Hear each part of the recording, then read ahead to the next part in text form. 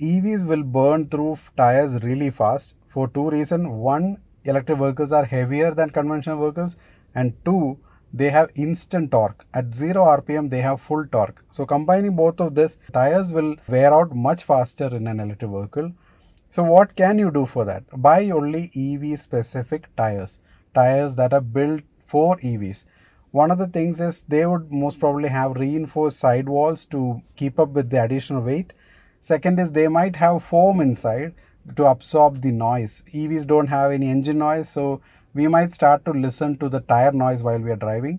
So these foams and EV tires in specific are designed to reduce the noise from tires. And the third thing is the compound itself. It is made with a much more resistive compound. It will last better than the conventional tires available. Also, EV specific tires will improve the range of the vehicle. Brake wear or lack of. Regenerative braking is a huge part of electric vehicles efficiency. But because of regenerative braking, people often forget to use the brakes, or there is no need to use the brakes. In most vehicles, one pedal driving is very much possible. All you need is the accelerator. And because of this kind of utilization of the vehicle, the brake rotors get rusted, calipers will have issues. Make it a habit to use the brakes at least once while you're driving every day. Where you have a slope on the road, turn off the regen, use the brakes to slow yourself down. Just keep the brake system kind of conditioned. No software, no EV. If your company is not providing any kind of software updates, do not buy from that company. The reason is that if a company is actually doing research and development for an electric vehicle, they do not stop the research and development once the car or bike starts selling. The research and development continues to go on in the background. The cells continue to age, the modules and the packs are continuously tested even when the vehicle is being sold. So what the company would learn on the long term, let's say 2 3 years, is that these batteries can actually survive much longer than what we said. So we have already given 8 years warranty, but the battery is capable of, let's say, 10 years warranty.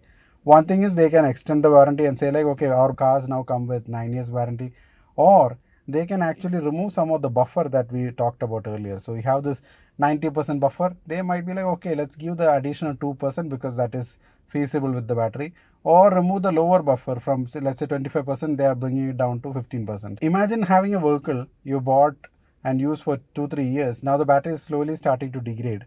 It has lost, let's say, 2%. With a software update, it could actually go back to the original condition because the manufacturer actually figured out that the batteries can survive much better. It might not be very relevant right now, but as our charging technology improves, more chargers come to our country, faster charging vehicles will come. Let's say a car manufacturer is saying their vehicle can charge at 250 kilowatt. Good question to ask should be, how long can it charge at 250 kilowatts? Because if it is charging for 250 kilowatt for 5 minutes and then it heats up and drops to 80, it drops to 40, it drops to 20, then the whole point of saying it has 250 kilowatts doesn't make enough sense. It will be actually better to have a vehicle that can do 150 kilowatt charging, but it can do continuously 150 kilowatts. Buy good electric vehicles and don't fall for gimmicks and specifications. I get a lot of questions from my friends asking which electric vehicle should I buy. Oftentimes I hear them say like, okay, this specification is great, this range is great. And I tell them like, okay, that company is renowned for how bad their products are built. And they would answer like this. I'll use it for a while and I'll just throw it away. Like a use and throw is my target. To all of them, this is what I want to say. Even a use and throw shaving razor is thrown away only after use. If you buy a really terrible EV, you might have to throw it away even before using it. Try to understand what kind of service this company provides, whether they are taking care of the customers, whether the spare parts are available. And there are so many EV companies in India. There will be some random showroom somewhere. If you ask them, where is your original assembly facility? There is no original assembly facility. It is made in that showroom. It was already made in China, brought to India and assembled there. That is the vehicle. So if you buy from these showrooms, after 1 year something happens, you go back to the showroom itself will not be there. Such a manufacturer itself will not exist. So just to save some money, or just because you think it is a use and throw, please don't buy from such companies, such shady companies especially. There are three ways you can do this as well. So you have fully built scooters coming from China. You have partially built. So you source from a local supplier the motor, maybe the battery, but remaining components come from China. Or you can do a reverse engineering and then call it made in India. This is very popular in India. There are so many companies in India which claim to make their own vehicles, but it is not their own vehicle. It was not designed by them. They have no clue why it is designed in this particular way. They took a Chinese EV, tore it apart, studied how to make it, copied that exact model, and started to sell in their name.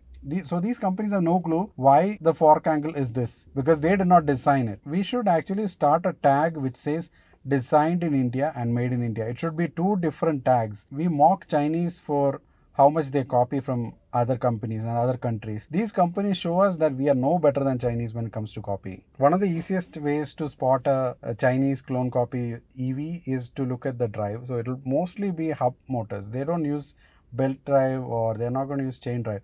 So if it's a hub motor, chances are it is actually a Chinese EV. These companies that are copying vehicles in India they cannot figure out how to change the design. They just get these vehicles in this shape and they just sell it. There are some models in this Alibaba which I have not seen in India.